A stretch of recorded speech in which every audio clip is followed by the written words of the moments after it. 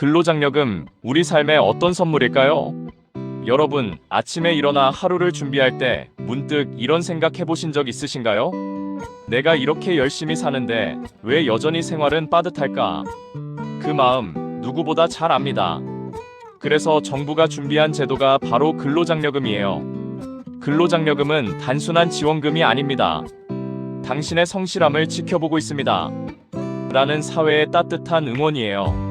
생활이 넉넉하지 않더라도 묵묵히 하루를 살아가는 모든 분께 작은 위로와 용기를 전하는 제도죠. 2025년에도 근로장려금은 계속됩니다. 특히 올해는 맞벌이 가구의 소득 기준이 확대되면서 작년에는 탈락했던 가정이 새롭게 지원 대상이 되기도 합니다. 이 변화는 단순한 숫자의 변화가 아니라 더 많은 분들이 나도 받을 수 있구나라는 희망을 가질 수 있게 만든 중요한 걸음입니다. 그렇다면 누가 받을 수 있는 걸까요? 크게 세 가지 조건이 필요합니다. 가구 유형, 소득, 그리고 재산. 지금은 큰 그림만 소개해 드릴게요. 단독 가구냐, 혼벌이냐, 맞벌이냐에 따라 기준이 달라지고 소득과 재산도 일정 기준을 충족해야 합니다. 잠시 후 이어질 2부에서는 과연 나도 대상이 될까? 라는 궁금증을 풀어드릴 거예요. 조건 하나하나를 자세히 짚어드리며 여러분이 스스로 확인하실 수 있도록 돕겠습니다. 2025년 신청 조건, 나도 받을 수 있을까? 이제 본격적으로 조건을 살펴보겠습니다. 먼저 가구 유형부터 볼까요? 단독 가구의 경우 배우자, 자녀, 70세 이상 부모님이 없는 경우가 해당되고, 혼벌이 가구의 경우 부양 가족은 있지만 배우자 소득이 연 300만 원 미만인 경우, 맞벌이 가구의 경우는 본인과 배우자 모두 연 300만 원 이상이며 합산 소득이 4,400만 원 미만인 경우이고, 특히 맞벌이 가구는 올해 기준이 3,800만 원에서 4,400만 원으로 확대됐습니다. 작년에 탈락했던 분들도 올해는 가능성이 생겼다는 뜻이죠. 다음은 소득 기준입니다.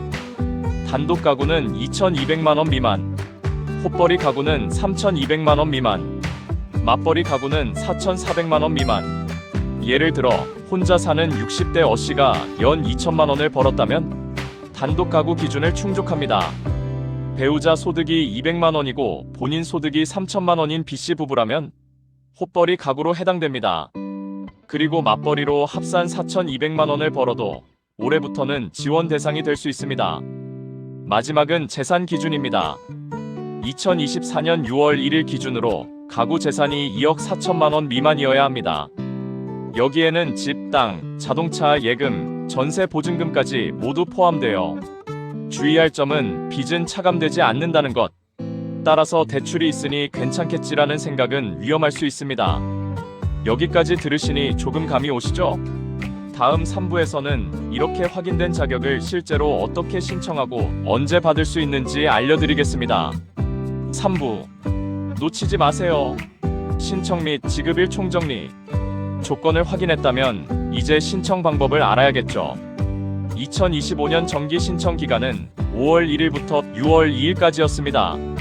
이때 신청하였다면 8월 26일 화요일부터 지급이 시작되고 대부분 9월 초까지 입금이 완료됩니다. 만약 정기 신청을 놓쳤다면 기한 후 신청도 가능합니다. 6월 3일부터 12월 1일까지인데 이 경우 지급액이 5% 줄어듭니다. 또 지급은 신청 후 약 4개월 뒤에 이뤄지니 기다림이 필요합니다. 신청 방법은 간단합니다. 홈택스 홈페이지 또는 모바일 앱, 그리고 ARS 전화 1544-9944번으로 하면 되고, 가까운 세무서를 직접 방문하는 방법도 있습니다. 이 세 가지 방법 중 편한 방법을 선택하시면 됩니다. 신청할 때는 본인명의 계좌번호와 기본 인적 사항을 정확히 입력하는 게 중요합니다. 그리고 지급은 대부분 계좌이체로 진행됩니다. 만약 정해진 날짜에 입금이 되지 않는다면 홈택스에서 진행 상황을 확인하시거나 국세청 상담센터 1566-3636로 문의하시면 됩니다. 여기서 꼭 기억하세요. 국세청은 절대 전화로 금융정보를 요구하지 않습니다.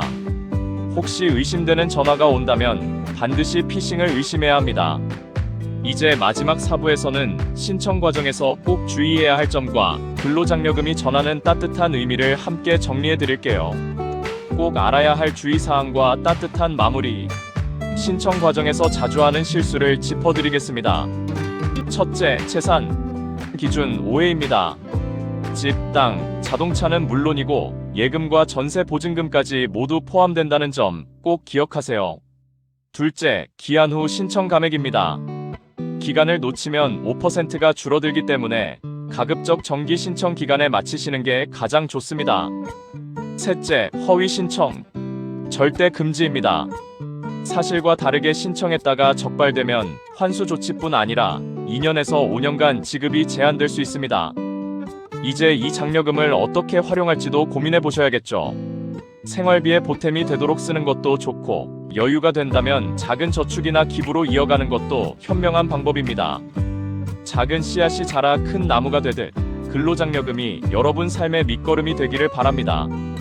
마지막으로, 근로장려금은 단지 돈이 아닙니다.